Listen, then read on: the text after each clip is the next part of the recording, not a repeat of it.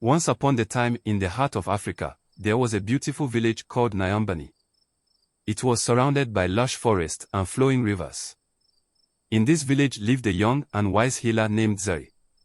She knew all the secrets of the forest, the healing powers of plants, and the stories of the ancestors. People came from far and wide to seek her help when they were sick or needed advice. One bright morning, Zuri went into the forest to gather herbs. As she walked deeper into the woods, she stumbled upon a strange circle of tall, ancient stones. These stones were covered in mysterious carvings and seemed to hum with an unusual energy. Zuri, filled with curiosity, stepped into the circle. As soon as she did, a bright light surrounded her. She felt dizzy and closed her eyes. When the light faded and she opened her eyes, Zuri found herself in a place that looked both familiar and strange. The trees and plants were the same, but the village she saw ahead looked different, and the people wore different clothes. Zuri realized she had traveled to the past, to a village called Karibu. The people of Karibu were kind and welcoming, though they were puzzled by her strange clothes and the odd bag of herbs she carried. They took her to see their chief, Baba Amari, a wise and respected leader. In Karibu, Zuri met a brave warrior named Bantu. Bantu was strong and fearless, but he had a gentle heart. He helped Zuri understand the ways of his village and introduced her to everyone. Zuri quickly became friends with Bantu and the people of Karibu. Zuri shared her knowledge of healing with the villagers and learned about their customs and traditions. But she always wondered how she could return to her own time and her village of Nyumbani. One evening, during a village gathering, Baba Amari told a story of an ancient prophecy. The prophecy spoke of a healer from the future who would come to save their village from a great danger. The villagers were amazed and looked at Zuri with new respect.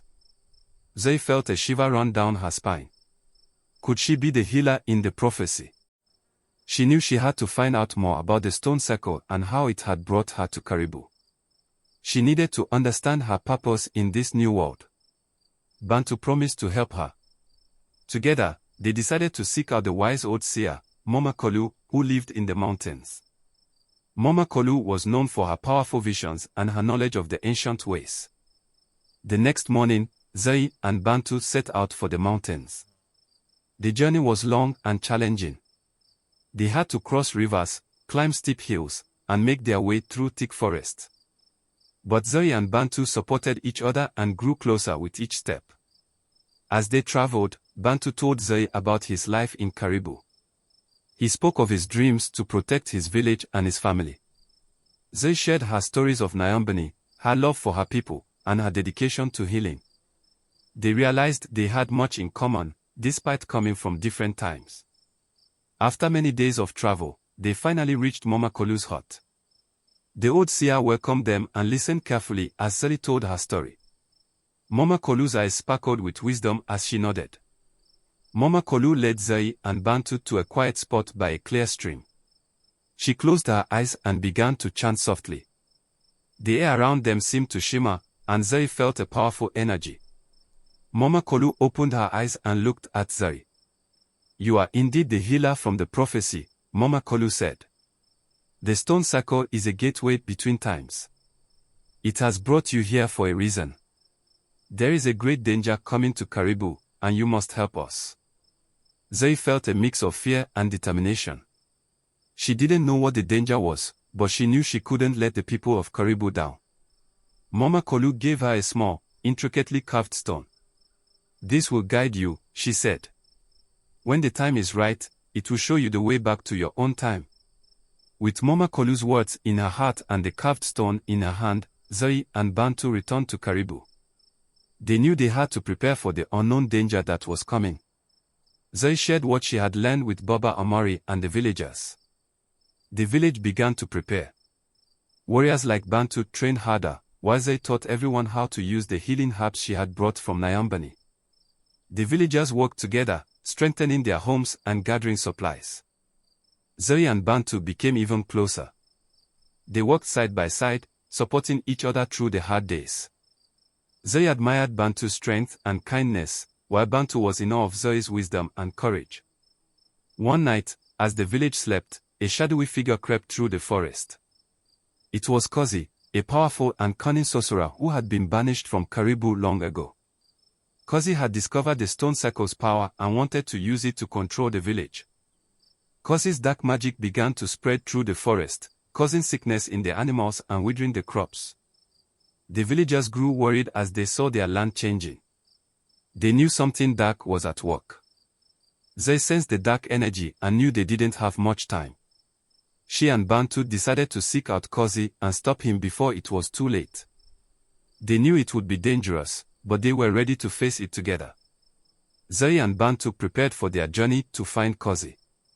They packed food, water, and the healing herbs that Zuri had brought from Nyumbani.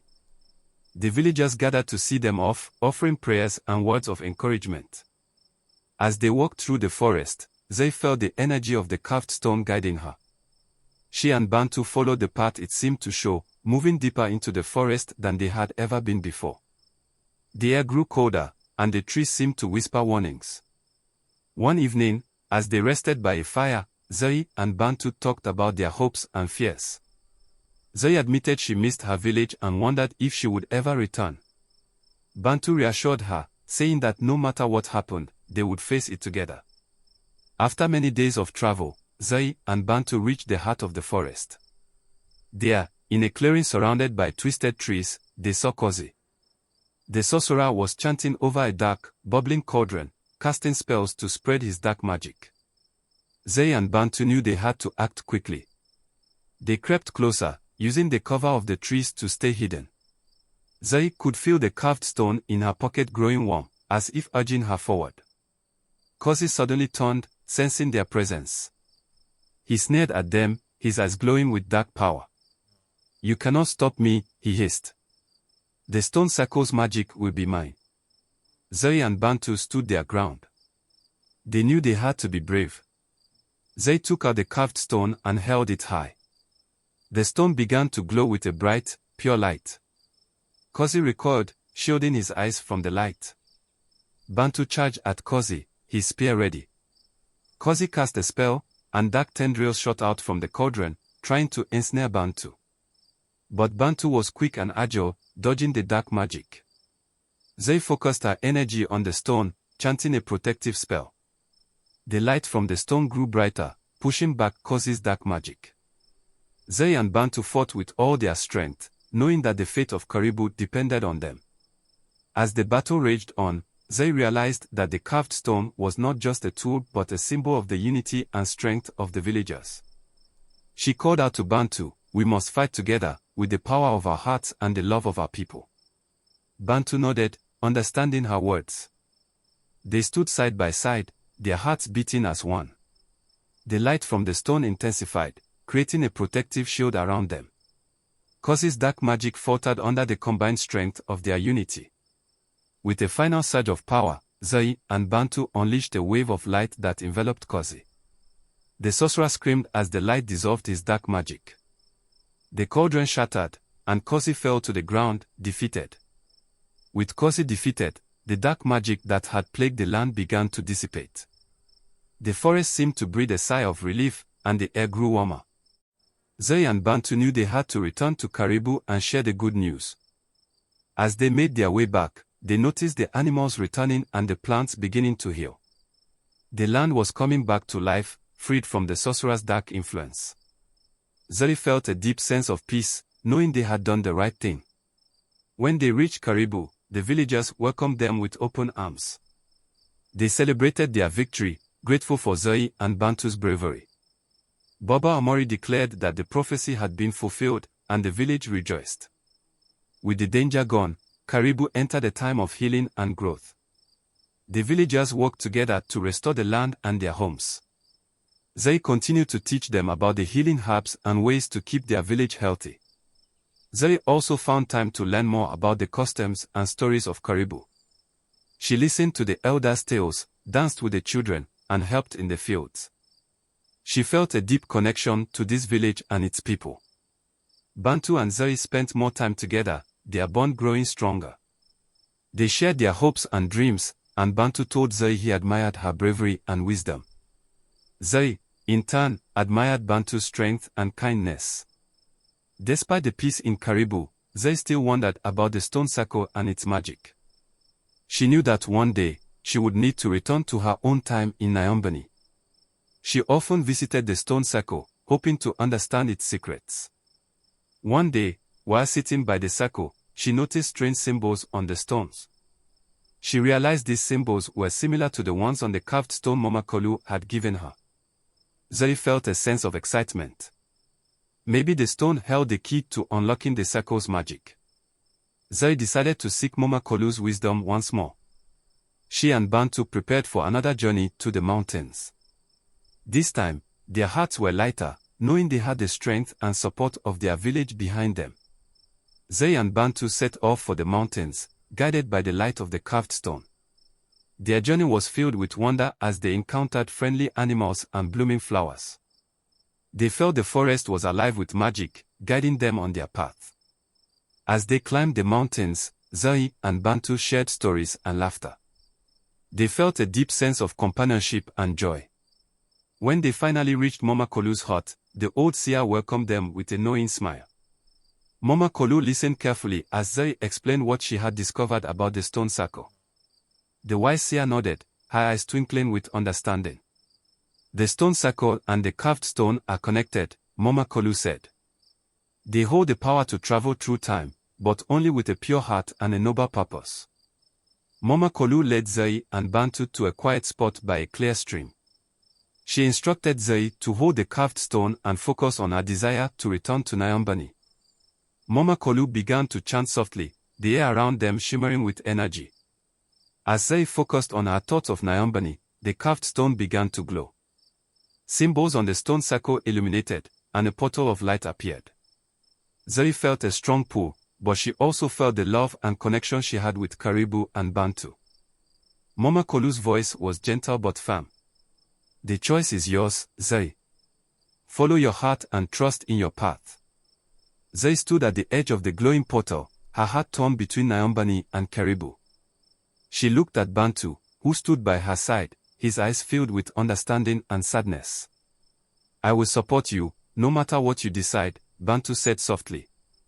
Zuri knew her heart belonged to both places. She decided to stay in Karibu for now, to help the village and be with Bantu. She also knew that one day, she would return to Nyumbani, and she trusted that the stone circle would guide her when the time was right. Zuri thanked Mama Kalu for her wisdom and guidance. The old seer smiled, knowing that Zuri had made the right choice. Your journey is far from over, Zuri. Trust in yourself and the magic of the circle. When Zuri and Bantu returned to Karibu, the villagers were overjoyed to see them. They celebrated Zuri's decision to stay and honored her bravery and wisdom. The village held a grand feast with music, dancing, and laughter. Zuri felt a deep sense of belonging and happiness. She knew that she had found a new family in Karibu. She continued to heal and teach, always with Bantu by her side. They dreamed of a future filled with love, adventure, and the magic of the stone circle. As the days passed, Zuri and Bantu grew closer. They shared their hopes and dreams, knowing that they could face any challenge together. The villagers of Karibu thrived, their hearts filled with gratitude and joy. One day, a traveler arrived in Karibu. His name was Jabari, and he came from a distant village. He had heard of Zuri's healing powers and sought her help for his sick child. Zuri welcomed Jabari and listened to his story. Jabari's village, Kijiji, was suffering from a mysterious illness. Many people were sick, and the village healer had no cure. Zuri knew she had to help. She and Bantu prepared to journey to Kijiji, taking the necessary herbs and supplies. The villagers of Karibu wished them well, knowing that their healer was about to embark on another important mission. Zuri and Bantu set off, their hearts filled with determination and hope. The journey to Kijiji was long and arduous. Zuri and Bantu traveled through dense forests, across wide rivers, and over steep mountains. They encountered many challenges, but their determination never wavered. As they traveled, they met people from different villages who shared their stories and wisdom. Zuri and Bantu learned new ways of healing and strengthened their bond. They knew that their journey was not just about finding a cure but also about growing and learning together. When they finally reached Kijiji, they were welcomed with open arms.